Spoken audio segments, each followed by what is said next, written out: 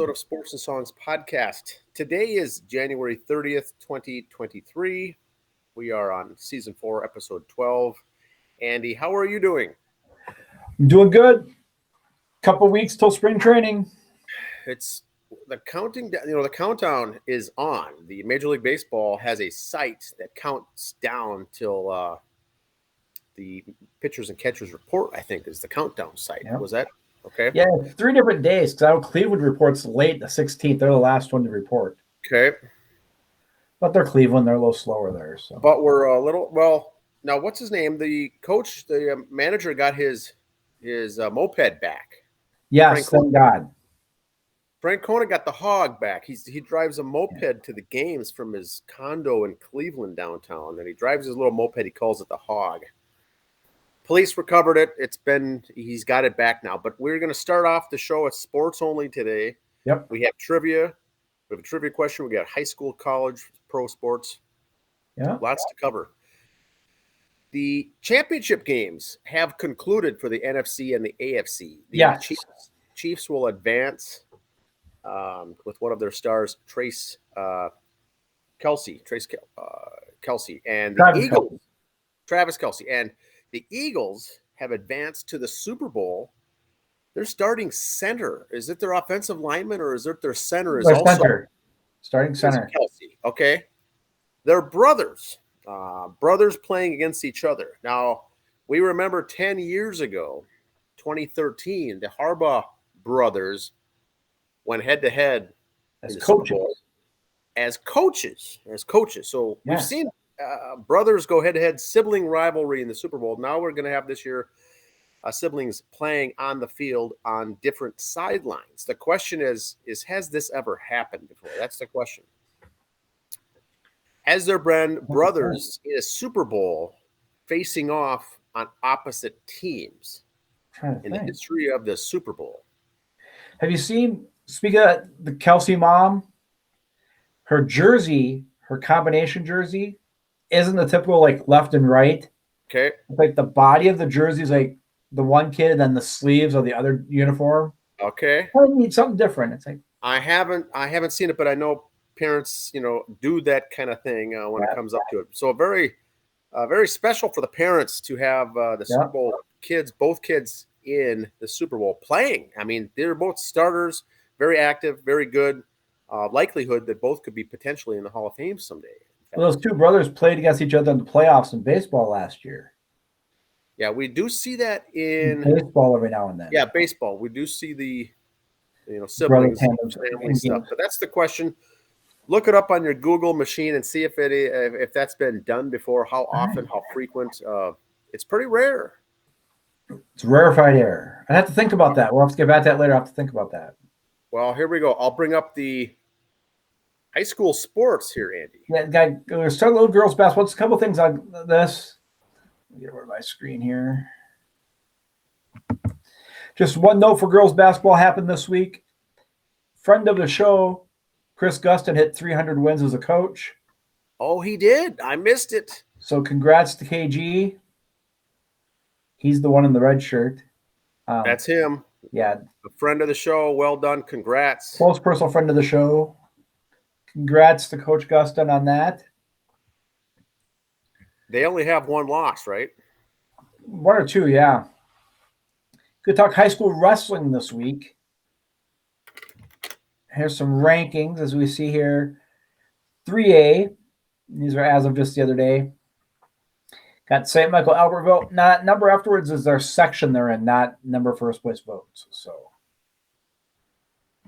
St. Michael, Albertville, Waconia, Hastings, Eden Prairie, Bemidji at 5.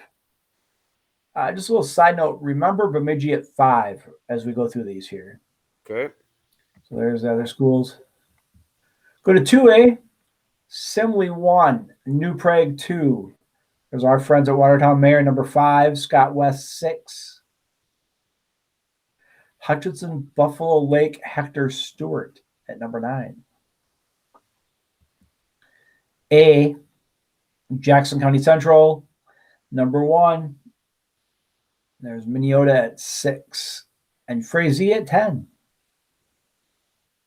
And, of course, we can't forget about the gals. The rest of Bemidji at 5 for boys. The girls are number 1. Wow. Bemidji, Hastings, Apple Valley, South St. Paul. Now, the others I showed just the top 10. This is the only 8 teams there are for girls. Okay. Some schools will send individuals, but these are the ones that have teams. So. Oh, I see. Okay, got it. So, as you see, there's 1 per section. So, ta-da. Milestones reached this last few days. We'll kind of cover some of those.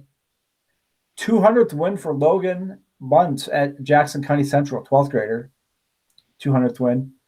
I thought the one interesting here, 87th pin for Dylan Ludwig at Marshall. Okay, school record. Yeah, wins are good. 87th pin, that's pretty good. 11th grader only. So now, I'm not taking away from high school on any of these numbers for wrestling, but some of these kids, okay, 200 wins. He might have started in 8th grade. So it's not just a 4-year career. Not taking away from the number, just explaining to the rest who are new to it. Yeah, they in order to get up that high, a lot of these are on varsity as an 8th grader, and they really rack up the points. It's almost like scoring 2,000 points in girls or boys basketball. Yeah. And you wonder how did that even happen? And some of the smaller weight classes, you might even start as a 7th grader, but that's very rare. Maybe a small town, but there you go. And here's some milestones from the 28th. Gavin Gust and Dover for 200th win. Some nice congrats to all those kids there. Those are some great accomplishments.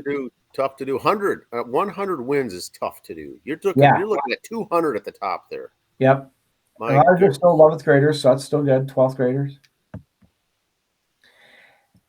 High school, now this is just for the month of February, not all of them. It is what we like to call tournament time. And here's some of the sports that we follow here and mention on the show. Here's our state tournament schedule for February. Get your calendars out, clear the dates. Dance, jazz on the 17th, high kick the 18th of February.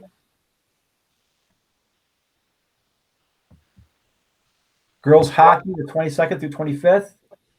Then gymnastics is the 24th and 25th. And then March is when all the boys hockey and girls and boys basketball starts. This is just February. We're not going to go. We're not going to do all the March Madness, but boy, this February, these items get going mid-February for winter state tournaments. I haven't been. I know my wife and daughter went. The dance ones and the gymnastics, say what you will, they may not look like a lot of people in the crowd, but they hold their own against basketball and hockey for volume from the fans. Okay. I'll tell you that right now. Summit League. We can talk about some of their sports in Summit League. We'll start with men's basketball, showing just the top 5 teams, not everybody because it would be really small and you couldn't see it. But for men's basketball, Oral Roberts, very tough team in Summit. They have been the last few years. Western Illinois holding its own right now. South Dakota State, Kansas City, and then the Bison. Bison are 5th in conference at 6-4, but 9-13 overall. Tough non-conference schedule for the Bison.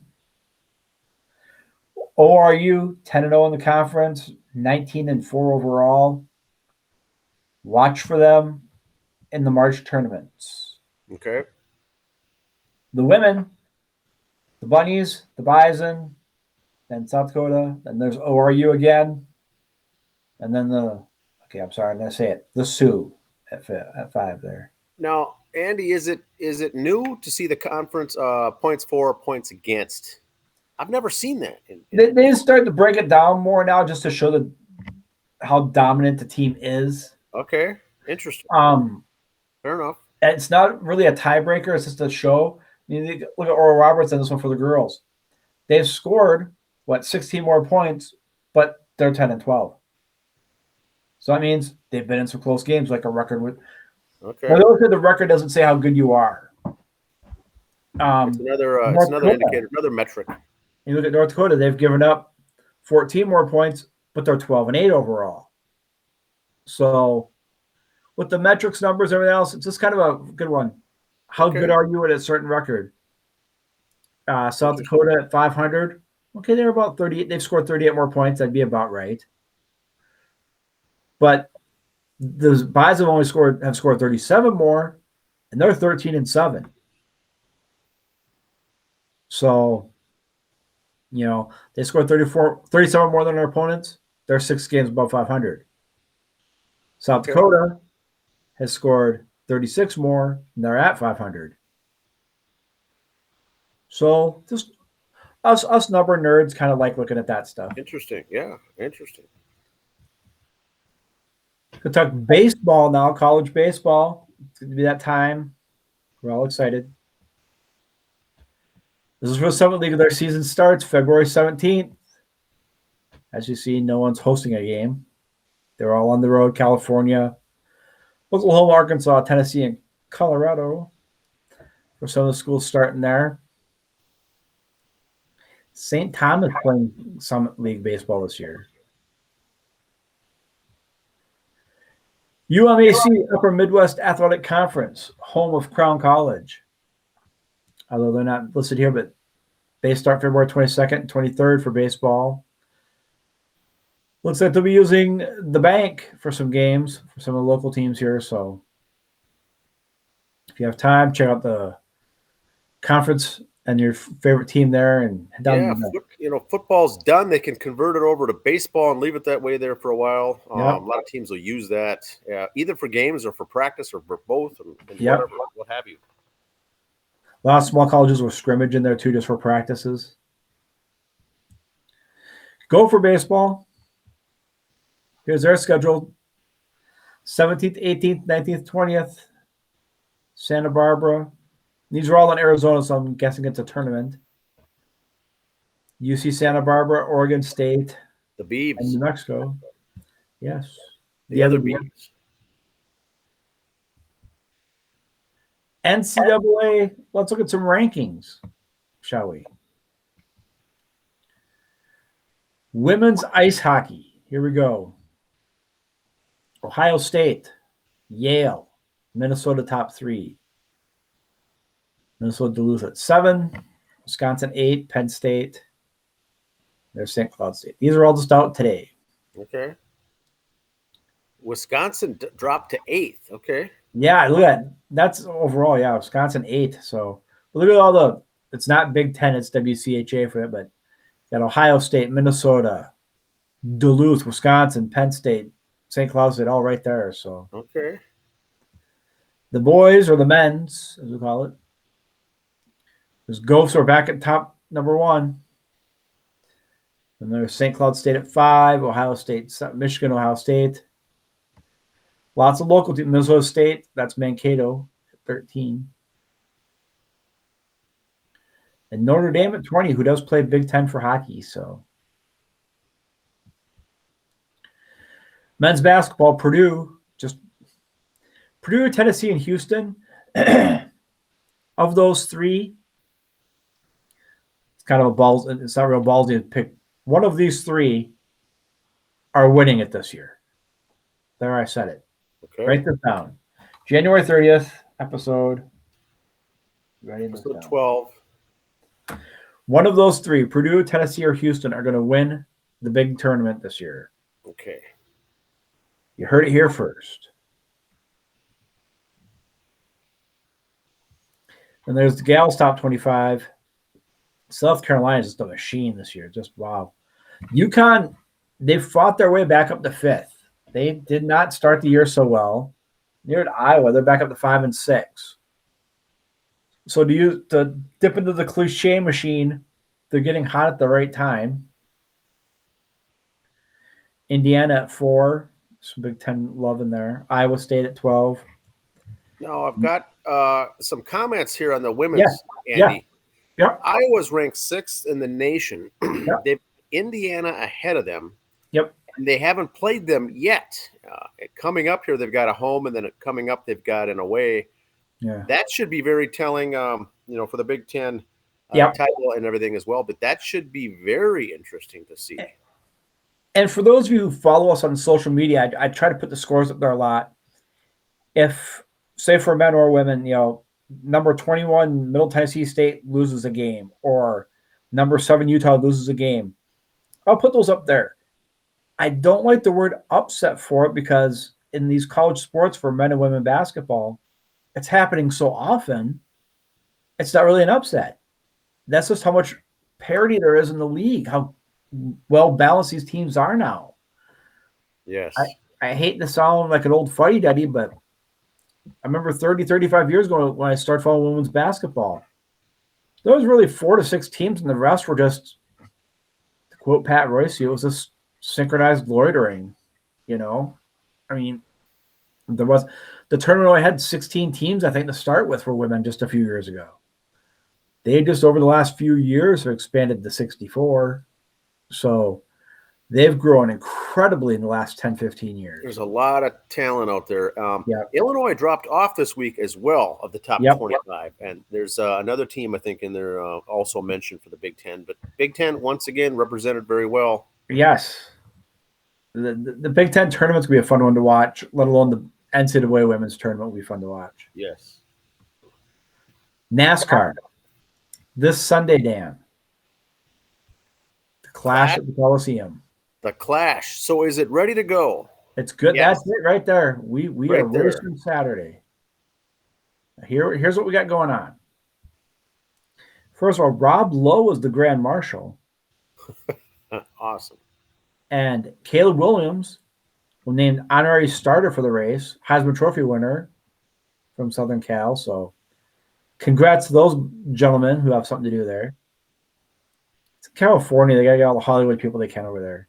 Yeah, it's a big promotional thing, but it's also very effective because they're using this now every year as their kind of a preseason kickoff. Yeah. And since it's at the Coliseum where the Olympics have been held, this year they could give a gold, silver, and bronze medal to the top 3 guys this year. In NASCAR, if you follow it, they have different trophies. One race, you get a grandfather clock for winning. Another one, the one in Music City has a guitar, So for this one, it'd be a gold, silver, and bronze medal. Love it. Coliseum. That's kind of neat. Would be great to see this in person, I must admit. It would. Cypress Hill is performing the pre-race performance. If you think back, those of us old, think back to the days of Cypress Hill. And something called Wiz Khalifa is performing too. Not sure what a Wiz Khalifa is, but he will be performing that day too. Okay. Nice ink on the neck there, Wiz. It's a big spectacle, this whole Clash. Yes. The beginning, the middle, the ending. They're trying to make it a full day event to just really kick off the season. Well, they have to kill time to get cars on and off the track the way it's set up. So they have different performers on there. I think Pitbull performed last year. The singer, not like a dog show, but the singer Pitbull. Yes.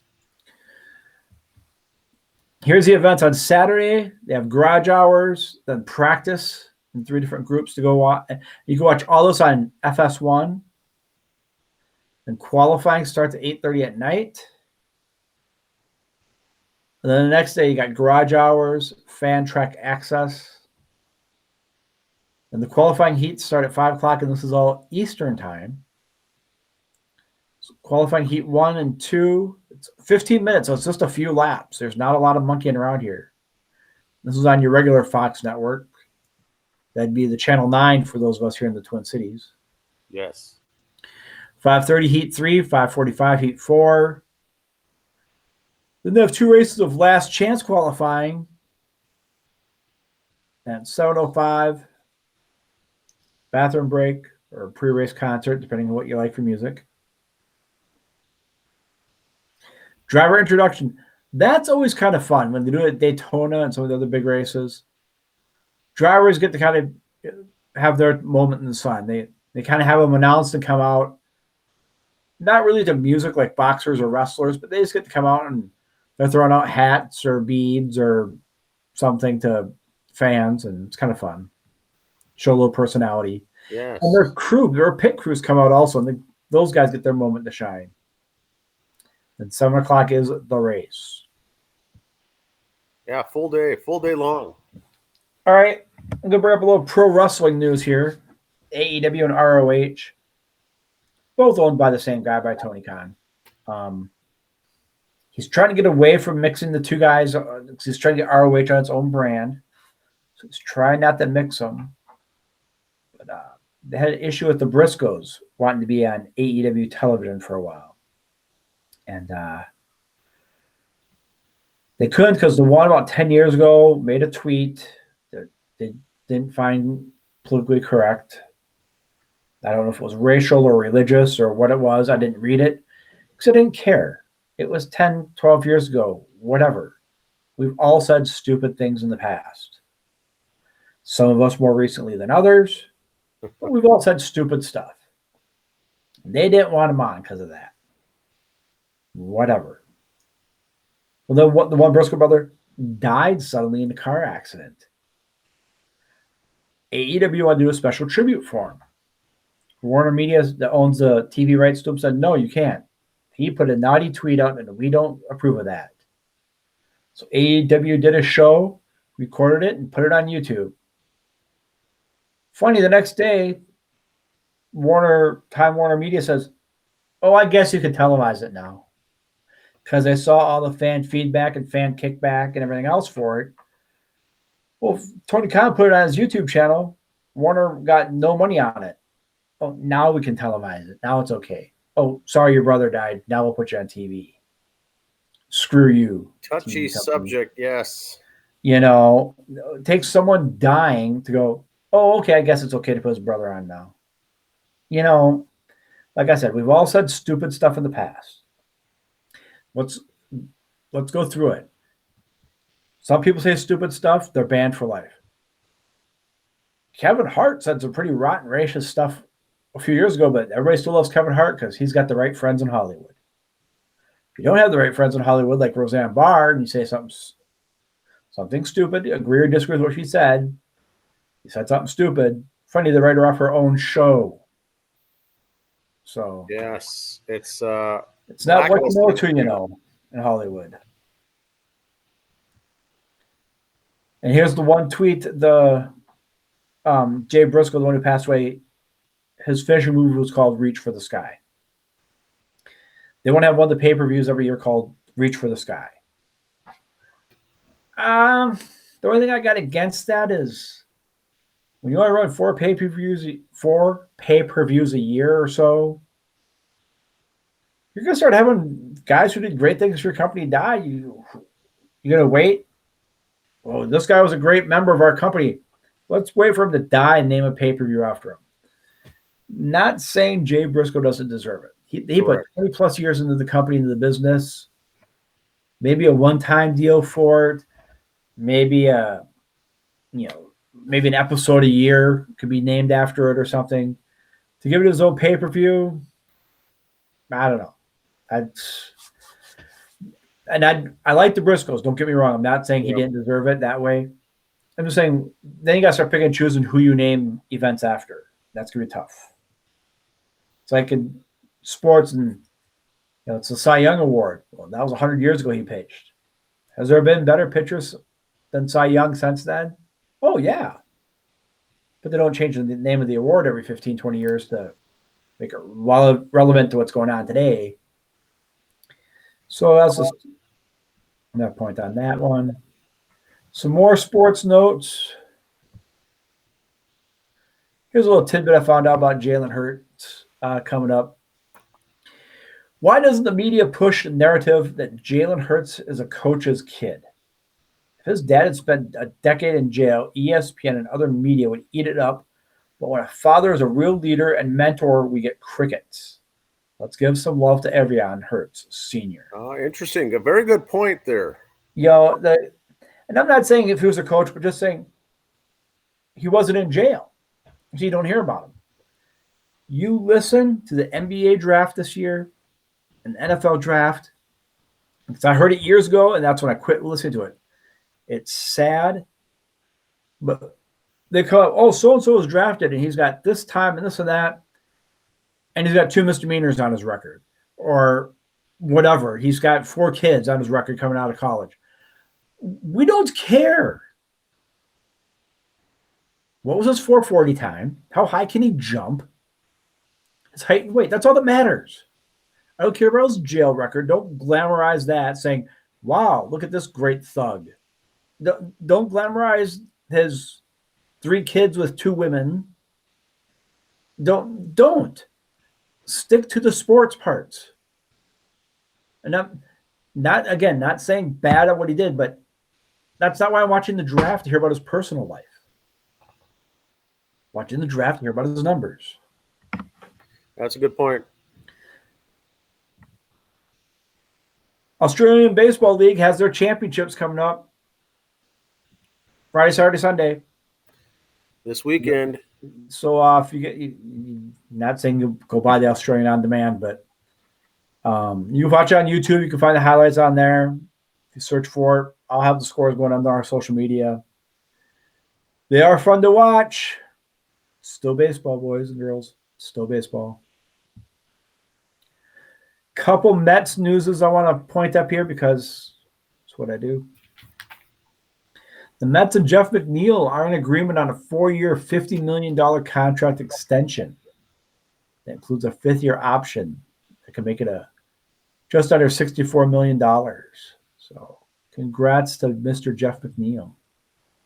Yeah, he had a great season.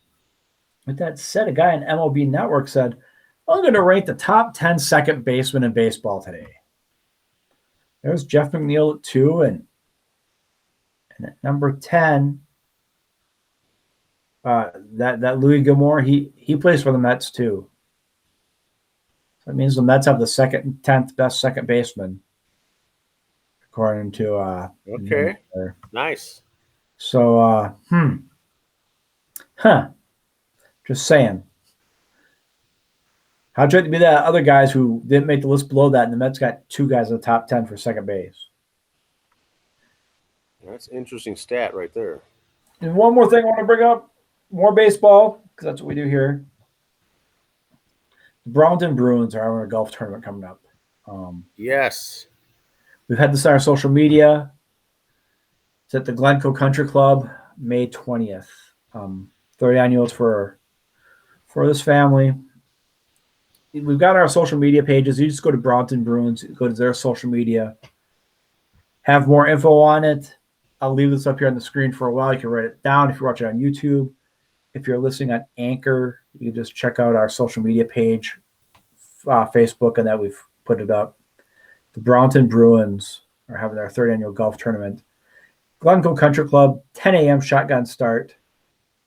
So there you go. Good cause, good charity. Always fun to get together. Like I said, we were at the one that the Red Devils put on last year. I was there, and good times we had. We laughed, we cried, we told each other how great we were. Yeah, so good event here. Yep, it's good cause, good fun. And that's what I got, sir. So what we've got for football, it's I was gonna say that about the Super Bowl. Here's my thing on that. I hate to interrupt you, but no, that's fine. The one chart was showing that Philadelphia, Kansas City was the odds-on favorite matchup to the Super Bowl. But yet, going in the game, Cincinnati was a 1.5 favorite. I couldn't figure that out. The math did not add up. Yeah, it didn't. I tried to trust the science. It didn't work. Of course. Now, the interesting thing is with the Super Bowl, Andy, is that this is the top 2 teams facing off in the Super Bowl. The top team from the AFC, top team from the NFC. If you do a sort by the entire league standings, these 2 are number 1, 2. If you do a sort by all 32 teams. It's the number 1 and 2 offenses in the entire NFL going head-to-head. Number 1 and 2. Now, both also have good defenses. San Francisco, I thought, was going to win or go far down the road. Typically in the NFL, the teams with good defenses go the farthest. Yep. These 2 teams are both top 10. Very good defenses as far as points given up, points allowed, top 10. They both have the exact same record, these teams. They're 16-3 through 19 games. That's the regular season. They both got the first round buys. They won the divisional. They won the championship. 16-win teams going head-to-head, each with 3 losses.